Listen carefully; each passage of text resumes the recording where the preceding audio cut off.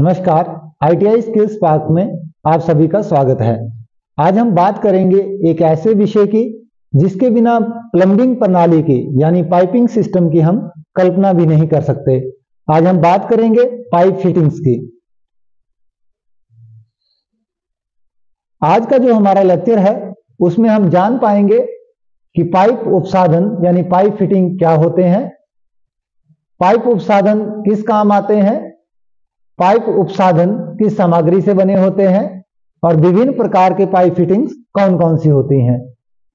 तो आइए जानते हैं पाइप फिटिंग के बारे में। पाइप फिटिंग एक छोटा मानकीकृत सहायक उपकरण होता है जिसकी मदद से अलग अलग पाइपों को आपस में जोड़ा जाता है। पाइप फिटिंग को कनेक्टर के रूप में भी जाना जाता है। पाइप फिटिंग विभिन्न आकारों में आती है। जिस प्रकार का पाइप का साइज होगा उसी तरह की हम फिटिंग का इस्तेमाल करते हैं। जब हमें दो अलग अलग साइज की पाइप्स को जोड़ना होता है तब हम रिड्यूसर फिटिंग का इस्तेमाल करते हैं। उदाहरण के लिए पाइप फिटिंग हमारे पास जैसे एल्बो, टी, यूनियन, सॉकेट इत्यादि हैं। अभी चित्र में आपको दो मैं फिटिंग दिखा रहा हूं। जैसे एक हमारे पास ये पाइप टी है और ये हमारे पास एक 4 वे या क्रॉस टी इसको हम कहते हैं। तो विभिन्न प्रकार के जो पाइप उपसाधन है एक बार हम नजर डालते हैं कि वो कौन कौन से हैं। तो इसमें हम बात करेंगे socket, elbow, reducer, tee, cross tee, bend, over cross. Next है हमारे पास water meter, pressure meter, ball, cock, plug, pipe nipple और फेरुल। तो सबसे पहले हम बात करेंगे सॉकेट की। जब हमने सेम व्यास की पाइप को आपस में जोड़ना होता है तब जो हम फिटिंग का इस्तेमाल करेंगे उसको हम सॉकेट, कपलर या कनेक्टर कहते हैं। तो अभी आप चित्र में कपलिंग देख रहे होंगे। ये हमारे पास सभी सॉकेट हैं। इसमें ये जो लास्ट में आप देख रहे हैं ये रिड्यूसिंग सॉकेट है। जैसे कि आपको मैंने बताया था जब हम अलग अलग व्यास की पाइपों को जोड़ते हैं तब हम इस रिड्यूसर का इस्तेमाल करते हैं। सॉकेट में आंतरिक चूड़ी बनी होती है।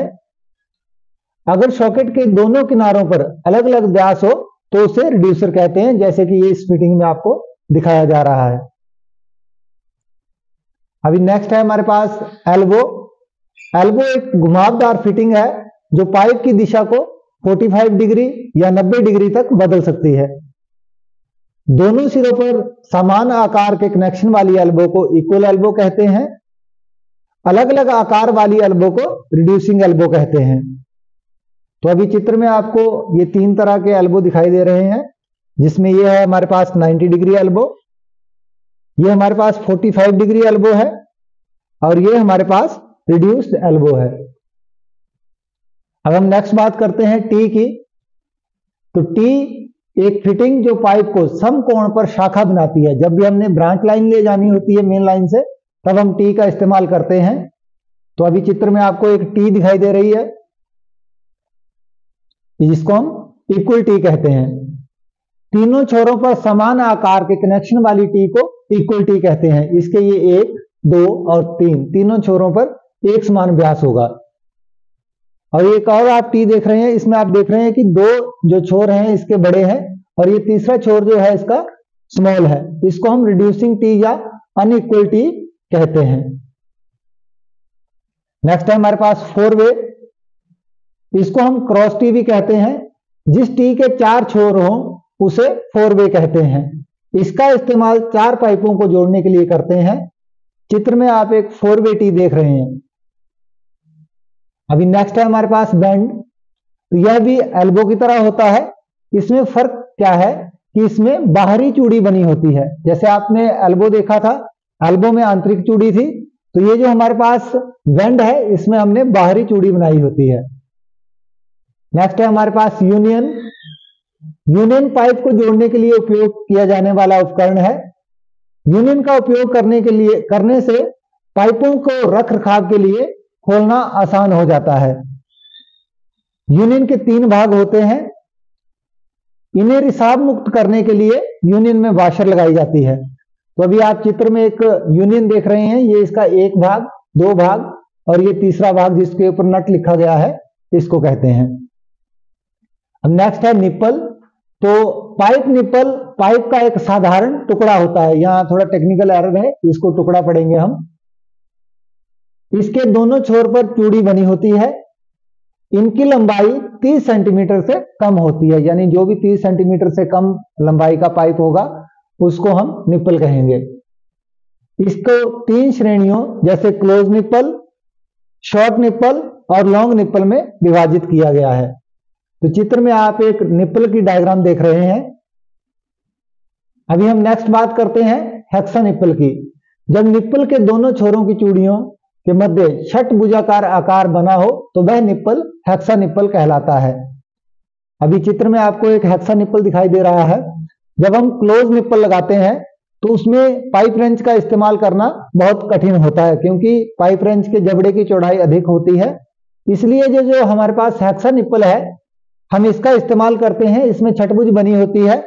इसको हम स्लाइडिंग रेंच जो होता है या स्पैनर जो होता है उसकी मदद से आसानी से कस सकते हैं।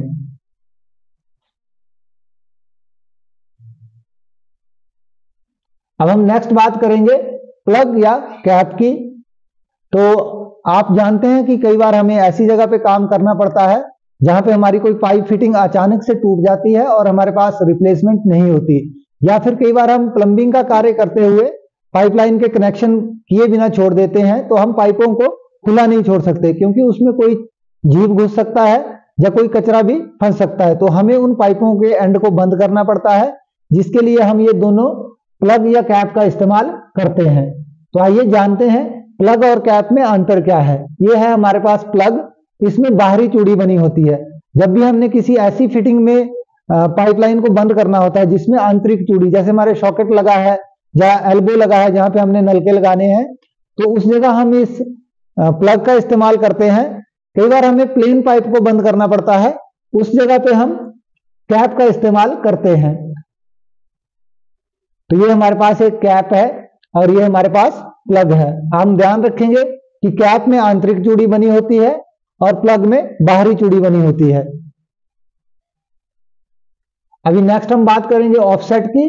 तो पाइप को जोड़ते समय कभी कभी ऐसी स्थिति आ जाती है कि सीधी लाइन की बजाय ऑफसेट में हमें पाइप जोड़नी पड़ती है। एक अनुभवी प्लम्बर पाइप को बेंड करके ऑफसेट बना लेता है, लेकिन कई बार स्थितियां ऐसी हो जाती हैं कि वहां पे ऑफसेट बनाना मुश्किल होता है, क्योंकि पाइप की लेंथ जो है हमने स्टैंडर्ड काट रखी है।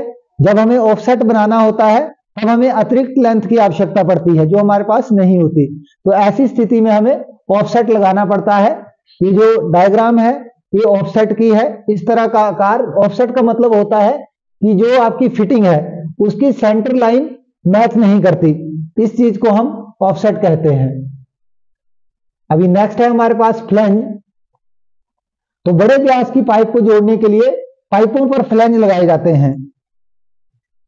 फिर इन पाइप्स को नट व बोल्ट की सहायता से जोड़ा जाता है। जैसे कि आप चित्र में देख रहे हैं, ये एक हमारी साधारण पाइप है।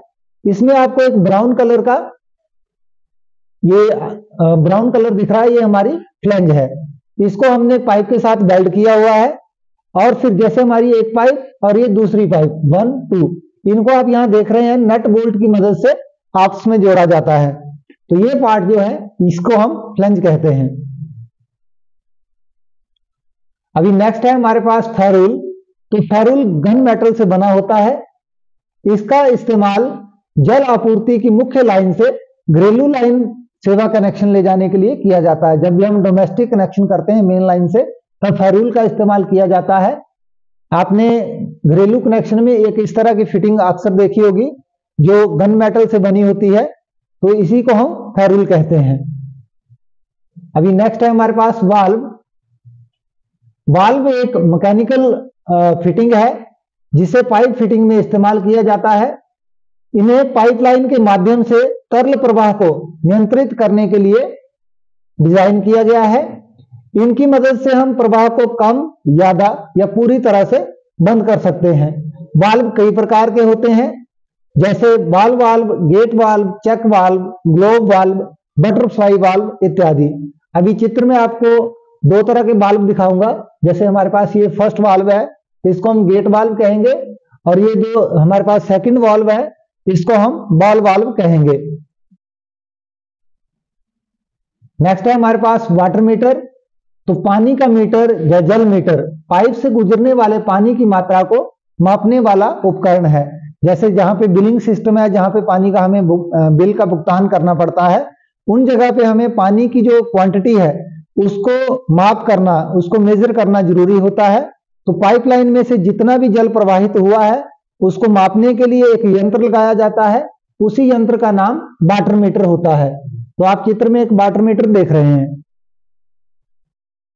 अब हम जानते हैं यूज ऑफ पाइप फिटिंग। जैसे कि आपने अलग अलग तरह से, मैंने आपको अलग अलग तरह की फिटिंग बताई और उसका इस्तेमाल बताया कि वो कहां कहां यूज होती हैं। अब एक बार हम समराइज कर लेते हैं कि हमने अलग अलग फिटिंग देखी है तो उनका यूज क्या होता है। तो वन बाय वन देखते हैं कि पाइप फिटिंग हम किन किन कार्यों के लिए यूज कर सकते हैं। तो सबसे पहले पाइप्स को जोड़ने के लिए, मतलब दो अलग अलग पाइपों को जोड़ने के लिए हम पाइप का फिटिंग का इस्तेमाल करते हैं, जिनमें सॉकेट या रिड्यूसर। प्रवाह की दिशा बदलने के लिए, तो प्रवाह की दिशा बदलने के लिए हम एल्बो का इस्तेमाल करते हैं। पानी के प्रवाह को नियंत्रित करने के लिए, इसके लिए हम गेट वाल्व, बॉल वाल्व या किसी भी अन्य प्रकार का वाल्व इस्तेमाल करते हैं।